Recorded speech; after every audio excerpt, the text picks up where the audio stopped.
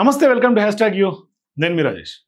ఈయన ఎవరో తెలుసు కదా, కాంగ్రెస్ పార్టీ అధికార పార్టీ ఎమ్మెల్యే, జడ్చర్లకు సంబంధించినటువంటి ఆ నియోజకవర్గానికి ప్రాతినిధ్యం వహిస్తున్నటువంటి అనిరుద్ రెడ్డి. ఈయన నేను కాంగ్రెస్ పార్టీ అధికార పార్టీ ఎందుకు నొక్కి నొక్కి మరీ చెప్తున్నాను అంటే, ఈయన అధికార పార్టీ ఎమ్మెల్యే అయ్యుండి ఇప్పుడు ప్రభుత్వం వీళ్ళ చేతుల్లో ఉండి ఆయన ఏ ప్రతిపక్ష నేత మాట్లాడినట్టుగా బహిరంగంగా ఒక వ్యాఖ్య చేశాడు. అది ఇప్పుడు ఆ చేసినటువంటి హాట్ కామెంట్స్ ఇప్పుడు ఫుల్ వైరల్గా మారుతోంది. రాజకీయ వర్గాల్లో కూడా విస్తృత చర్చకు దారితీస్తుంది.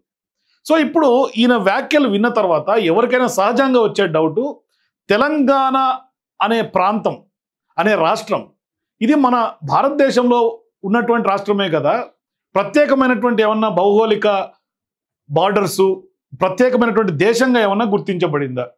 అంటే భారతదేశంలో ఉన్న పౌరులందరూ కూడా తెలంగాణలో ఉండొచ్చు. అంటే ఆధార్ కార్డు ఉన్నా, పాన్ కార్డు ఉన్నా, పాస్పోర్ట్ ఉన్నా తెలంగాణలో ఉండొచ్చు. ఇప్పుడు ఈయన వ్యాఖ్యలు విన్న తర్వాత గతంలో వైఎస్ రాజశేఖర రెడ్డి ఎన్నికల సందర్భంగా కర్నూలు దగ్గర అనుకుంటా నాకు తెలిసి, తెలంగాణ రాష్ట్రం వస్తే పాస్పోర్ట్లు తీసుకోవాల్సినటువంటి అవసరం వస్తుంది అని ఆ రోజు చేసినటువంటి వ్యాఖ్య ఇవాళ ఆంధ్రోళ్ళు ఆంధ్ర అని ముద్ర వేస్తూ ఉంటే, గత 10 ఏళ్ళు బీఆర్ఎస్ పాలనలో ఏ రోజు ఆంధ్ర అనే పేరు రాలేదు, తెలంగాణ అనే సెంటిమెంట్ కూడా రైజ్ అవ్వలేదు. రాష్ట్రం విభజన వరకు పెద్ద ఎత్తున ఉద్యమం ఉవ్వెత్తున ఎగిసిపడింది. ఉద్యమం కావాలని ఇక్కడ ఉన్నటువంటి సెటిలర్సు, తెలంగాణ రాష్ట్రం కావాలని కోరుకున్నటువంటి హైదరాబాదీలందరూ, ఆంధ్ర వాళ్ళు కూడా చాలా మంది కోరుకున్నారు. ఆఖరికి ఇక్కడ ఉన్నటువంటి చాలా మంది ఆ రోజు ఉద్యమానికి సపోర్ట్ చేశారు, ప్రత్యేక ఉద్యమానికి సపోర్ట్ చేశారు. సో ఇప్పుడు ఏదైతే ఈయన వ్యాఖ్యలు చేశాడో, ఆ అధ్యక్షుడిగా ఉన్నటువంటి తెలుగుదేశం పార్టీ అధ్యక్షుడు చంద్రబాబు నాయుడు కూడా ఆ రోజు ప్రత్యేక రాష్ట్ర సాధన కోసం ఒక లేఖ రాసినటువంటి సందర్భాలు కూడా మనం ఈ సందర్భంగా గుర్తు చేసుకోవాలి. మరి ఇట్లాంటి వ్యవహారంలో ఇప్పుడు ఆయన అధికార పార్టీ ఎమ్మెల్యే అయ్యుండి ఇట్లా మాట్లాడటం, మరోవైపు బనకచెర్ల ప్రాజెక్టు విషయంలో మంత్రి ఉత్తమ్ కుమార్ రెడ్డి అన్న లెటర్లు రాసుడే కాదని, కొంత ఏపీ సీఎం చంద్రబాబు కోవట్లు తెలంగాణలో ఉన్నారు అని, మరోవైపు ఇరిగేషన్ ప్రాజెక్టులు, రోడ్డు కాంట్రాక్టులు చేసేది వాళ్ళే అని ఈరోజు విమర్శించడం ఎవరిని ఉద్దేశించి అనేది కొంత తెలియాల్సినటువంటి అవసరం ఉంది. ఒకవేళ అనిరుద్ రెడ్డి గారు గనక నిజంగా కోవట్లు అని ఎవరిపైనైతే ముద్ర వేశారో వాళ్ళ పేర్లు కూడా చెప్పి, పలానోళ్ళు కోవట్లు, ఇది నా దగ్గర ఉన్న ప్రూఫ్ను బయట పెట్టుంటే నిజంగా బాగుండేది. అట్లా లేకుండా ఏదో గాలికి పోయినట్టుగా గాలి మాటలు మాట్లాడి వదిలేస్తే ఇది ఎంతవరకు కరెక్టు అనేది కొంత క్వశ్చన్ చేసుకోవాల్సినటువంటి అవసరం ఉంది. ఎందుకంటే ఇప్పుడు ఈ వ్యాఖ్యలు ఏదైతే ఈయన చేశాడో అది పక్క పార్టీకి అలుసుగా మారే అవకాశాలు ఉంటాయి. ఇప్పటికే బీఆర్ఎస్ పార్టీ రేవంత్ రెడ్డి చంద్రబాబు నాయుడు యొక్క శిష్యుడు అని పదే పదే ముద్ర వేస్తూ ఉన్నారు. ఒక రాష్ట్ర సీఎం అయ్యుండి ఆయన బనకచెర్ల విషయం మీద కేంద్ర జలవనరుల శాఖ మంత్రిని కలిసినా, సుప్రీంకోర్టు దాకా వెళ్తామని చెప్పినా, ఏం చెప్పినా, ఎంత సచ్ఛీలత ప్రూవ్ చేసుకున్నా, ఆఖరికి బనకచెర్ల ప్రాజెక్టుని ఆపేశాము, పర్మిషన్లు ఇవ్వలేదు అని కేంద్రం ప్రకటించిన బీఆర్ఎస్ పార్టీ అదే ముద్ర సీఎం రేవంత్ రెడ్డి మీద వేస్తుంది. మీ పార్టీ సీఎం రేవంత్ రెడ్డి మీద వేస్తుంది. మీ కాంగ్రెస్ పార్టీ, మీ అధికార పార్టీ, మీరు అధికారంలో ఉండి ప్రాజెక్టులు ఎవరు ఇవ్వాలి, రోడ్డు కాంట్రాక్ట్లు ఎవరు ఇవ్వాలి, ఎవరు చేయాలి, ఎవరు ఇవ్వాలి? గవర్నమెంటే మీది, ప్రభుత్వం మీ చేతిలో ఉంది. మీ చేతిలో ఉన్న ప్రభుత్వంలో ఎవరో కోవట్లు, వేరే పార్టీ నాయకుల యొక్క కోవట్లు మీ పార్టీలో ఉన్నారంటే అది ఎవరి చేతగానితనం? ఇంత బహిరంగంగా కాంగ్రెస్ పార్టీకి నష్టం కలిగేలాగా వ్యాఖ్యలు ఏ విధంగా చేశారనేది $1 మిలియన్ క్వశ్చన్. ఒకసారి ఆయన ఏం మాట్లాడాడు వినండి. చంద్రబాబు నాయుడు కోవట్లు ఈ రోజు మన తెలంగాణలో ఉన్నారు. ఇరిగేషన్ ప్రాజెక్టులు వాళ్ళే, రోడ్లు కాంట్రాక్టులు వాళ్ళే, దందాలు హైదరాబాద్ వాళ్ళే. ఆ కోవట్లకి మొత్తం నల్ల కనెక్షన్లు కట్ చేయండి, కరెంట్ కనెక్షన్లు కట్ చేయండి, ఇరిగేషన్ ప్రాజెక్టులు ₹1 లేకుండా వాళ్ళని కట్ చేయండి. వాళ్ళే పోయి చంద్రబాబు నాయుడు కాలు పట్టుకొని బంగాచెర్ల బంద్ చేపిస్తారు. మనం ఊకే మంచిగా మాట్లాడుతుంటే ఆ ఆందోళన మనం మాటలు వినరు కాబట్టి ఈ పని చేయండి. ఇంకొకసారి వినిపిస్తున్నా, మరొకసారి క్లారిటీగా. కోవట్లు ఈ రోజు మన తెలంగాణలో ఉన్నారు. ఇరిగేషన్ ప్రాజెక్టులు వాళ్ళే, రోడ్లు కోవట్లు ఈ రోజు మన తెలంగాణలో ఉన్నారు. ఇరిగేషన్ ప్రాజెక్టులు వాళ్ళే, రోడ్లు కాంట్రాక్టర్ వాళ్ళే, దందాలు హైదరాబాద్ వాళ్ళే. ఆ కోర్టుకి మొత్తం నల్లా కనెక్షన్ కట్ చేయండి, కరెంట్ కనెక్షన్ కట్ చేయండి, ఇరిగేషన్ ప్రాజెక్టులు ఒక్క రూపాయి లేకుండా వాళ్ళని కట్ చేయండి. నాకు ఒకటి విషయం అర్థం కావట్లేదు. అనిరుద్ధ్ రెడ్డి గారు మాట్లాడిన వ్యవహారంలో విషయం నాకు ఒకటి అర్థం కాని విషయం ఏంటంటే, ప్రభుత్వం వాళ్ళదే, కాంట్రాక్ట్లు ఇచ్చేది వాళ్ళే, టెండర్లు ఇచ్చేది వాళ్ళే, టెండర్లు వేసేది వాళ్ళే, కాంట్రాక్ట్ ఇచ్చేది వాళ్ళే. మరి తెలంగాణలో చంద్రబాబు నాయుడు కోవట్లు ఎవరున్నారు అంటే, ఇప్పుడు ఈయన ప్రతి సందర్భంగా గతంలో కూడా కాంగ్రెస్ పార్టీలో ఎమ్మెల్యేగా ఉంటూనే సపరేట్ మీటింగ్ పెట్టాడు అనే ఒక వివాదం కూడా గతంలో పెద్ద ఎత్తున చెలరేగింది. మరి ఆ సందర్భంగా ఆయన ప్రధానంగా పదే గతంలో ఆయన లేవనెత్తినటువంటి పేరు, ఈయన ఆరోపణలు చేసినటువంటి వ్యక్తి పేరు పొంగులేటి శ్రీనివాసరెడ్డి. మరి ఇప్పుడు మంత్రిగా ఉన్నటువంటి పొంగులేటి శ్రీనివాసరెడ్డికి ఈయనకి పచ్చిగడ్డి వేస్తే బగ్గుమంటూ ఉంటుంది. మరి ఇప్పుడు ఆయన విషయంలో ఈయన చెప్పదలుచుకున్నారా, లేకుంటే బీఆర్ఎస్ పార్టీకి ఈయన వంత పాడతా వాళ్ళ వ్యాఖ్యలకి బలం వచ్చేలాగా ఇప్పుడు ఈయన ఏమన్నా బీఆర్ఎస్ పార్టీ ఎప్పటి నుంచో సీఎం రేవంత్ రెడ్డి మీద ఇలాంటి ఆరోపణలు చేస్తుంది అంటే, చంద్రబాబు నాయుడు యొక్క షాడో సీఎం రేవంత్ రెడ్డి మీద ఉంది అనేది బీఆర్ఎస్ పార్టీ, గులాబీ పార్టీ నాయకులందరూ వేస్తున్నటువంటి ముద్ర. మరి ఆ వ్యాఖ్యలకు ఏమన్నా ఈయన వంత పాడదలుచుకున్నాడా? కాంగ్రెస్ పార్టీలో ఉండి ఈయన బీఆర్ఎస్ కోవట్టుగా ఈయన మాట్లాడి వాళ్ళకి ఏమన్నా రాజకీయ లాభం చేయాలనుకున్నాడా? లేదు అంటే ఇప్పుడు ఈయననే సీఎం రేవంత్ రెడ్డి ఏమన్నా కోవట్టు అని చెప్పదలుచుకున్నాడా? లేదంటే పొంగులేటి శ్రీనివాసరెడ్డి కోవట్టు అంటాడా? ఎవరు కోవట్టు అది చెప్పాలి కదా. అంటే ప్రాజెక్టులు వాళ్ళే, రోడ్డు కాంట్రాక్టులు వాళ్ళే, ఇంకోటి వాళ్ళే, మరోటి వాళ్ళే, హైదరాబాద్ దందాలు వాళ్ళే. అంటే ఇప్పుడు అనిరుద్ధ్ రెడ్డి గారికి దందాలు చేసుకోలేకపోతున్నారని ఏమన్నా బాధతో ఈ మాట మాట్లాడుతున్నాడా? లేకుంటే ఎవరు చేతకంతనం? అంటే ఇప్పుడు కాంగ్రెస్ పార్టీ అధికారంలో ఉండి తెలంగాణలో కోవట్లు ఉన్నారు, వాళ్ళకి నీళ్లు కట్ చేయండి, నల్లాలు కట్ చేయండి, కరెంటు కట్ చేయండి, ఎవరు అంటే ఇది తెలంగాణలో భారత రాజ్యాంగం కాకుండా మీ సొంత రాజ్యాంగం ఏమన్నా రాసుకొని పెట్టుకున్నారా తెలంగాణలో? అంటే ఇప్పుడు భారత పౌరులకు ఉన్నటువంటి రాజ్యాంగ హక్కులు కాకుండా వాళ్ళకి నీళ్లు నల్ల పవర్ కట్ చేసే అధికారం ఎవరికి లేదు. రాజ్యాంగ ఉన్నటువంటి హక్కుల ప్రకారం ప్రతి ఒక్క భారతీయ పౌరుల ప్రకారం ఎవరికి లేదు. మనకు ఎమ్మెల్యే స్థాయి ఉండి ఎమ్మెల్యే మాట్లాడినటువంటి మాటలేనావి? ఒకవేళ నిజంగా కోవట్లు ఉన్నారనుకుంటే ఆరోపణలు చేయదలుచుకుంటే చేయండి, రాజకీయ ఆరోపణలు సహజం, దీన్ని ఎవరు కాదంట్లా. కానీ నల్లాలు కట్ చేయండి, పవర్ కట్ చేయండి, ఈ ఆంధ్రోళ్ళు మాటినరు, ఆంధ్రోళ్ళు అని ముద్రేసి ఎందుకు మాట్లాడుతున్నారు? ఎందుకు సపరేటిజం మీరు క్రియేట్ చేస్తున్నారు? అధికార పార్టీ ఎమ్మెల్యేగా మీరున్నారు, మీరేం ప్రతిపక్ష పార్టీ ఎమ్మెల్యేగా లేరు. ప్రతిపక్ష పార్టీ ఎమ్మెల్యేగా ఉంటే మీరు మీ ప్రభుత్వం మీద కుట్రలు చేసుకోండి. ఇప్పుడు కాంగ్రెస్ పార్టీలో ఉంటూ కాంగ్రెస్ పార్టీ ఎమ్మెల్యేగా ఉంటూ ఆంధ్రోళ్ళని ఆంధ్రోళ్ళని మీరెట్లా ముద్రేస్తారు? అంటే ఇక్కడ తెలంగాణలో ఆంధ్రోళ్ళు ఒకటే బతుకుతున్నారా? మహారాష్ట్ర నుంచి బతకట్లేదా? గుజరాత్ నుంచి వచ్చి ఉండట్లేదా? వ్యాపారాలు చేసుకోవట్లేదా? పూణే నుంచి లేరా? ఏ రాష్ట్రం నుంచి లేరు? ఢిల్లీ నుంచి లేరా? మొన్న ఆపరేషన్ సింధూర్ పెహల్గావ్ ఘటన తర్వాత పాకిస్తాన్ వాళ్ళు కూడా వెళ్ళిపోయారే హైదరాబాద్ నుంచి. మరి నీ శత్రుదేశమైనటువంటి పాకిస్తాన్ వాళ్ళు హైదరాబాద్లో ఉండొచ్చు, కానీ ఆంధ్రాలో మాత్రం ఉండే హక్కు లేదా?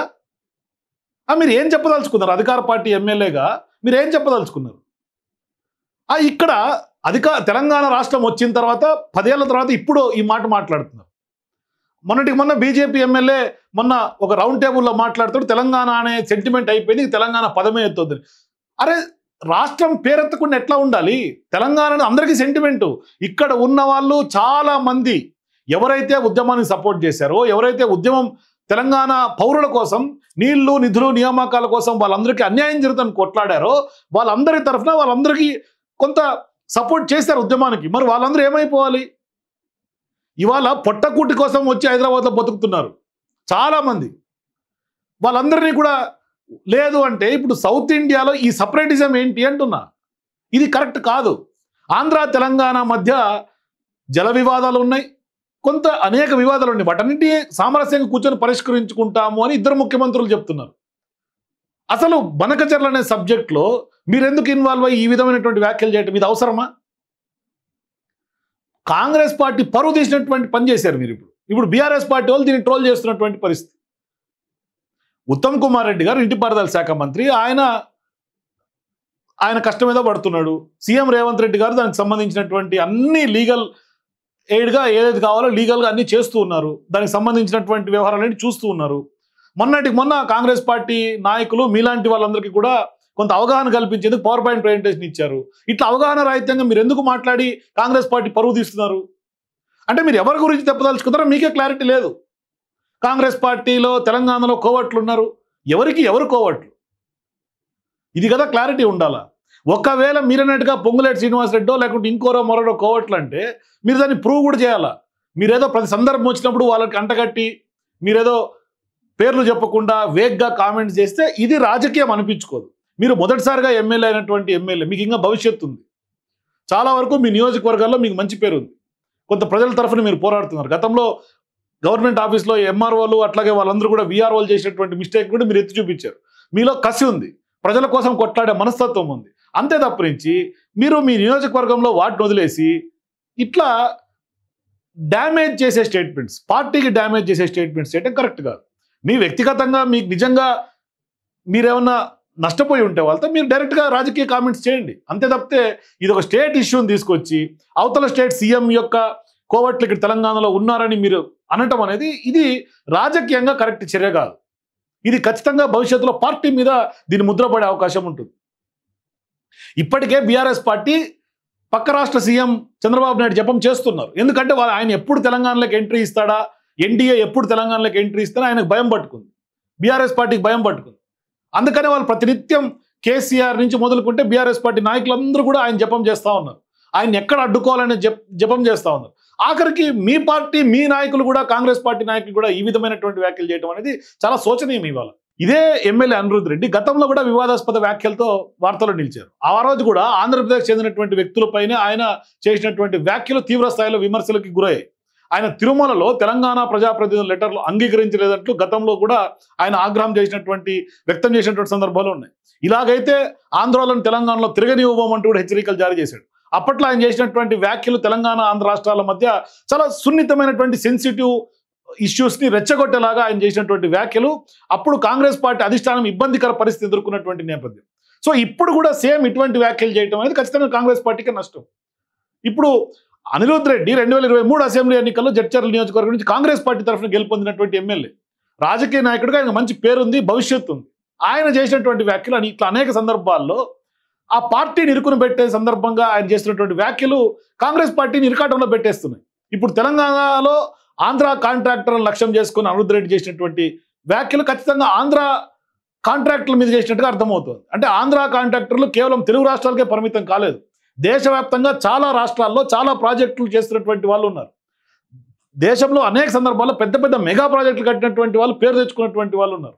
తెలంగాణలో కూడా ఆ పద్ధతిలోనే చాలా కాంట్రాక్టర్ టెండర్లు కూడా దక్కించుకొని పనులు చేస్తున్నటువంటి వాళ్ళు ఉన్నారు. ఇప్పుడు అలాంటి వాళ్ళని ఇబ్బంది పెట్టేలాగా అనిరుద్ రెడ్డి వాళ్ళని రెచ్చగొట్టేలాగా మాట్లాడటం, ఇక్కడ కొత్త సమస్యలు తెచ్చిపెట్టే అవకాశాలు ఉన్నాయి.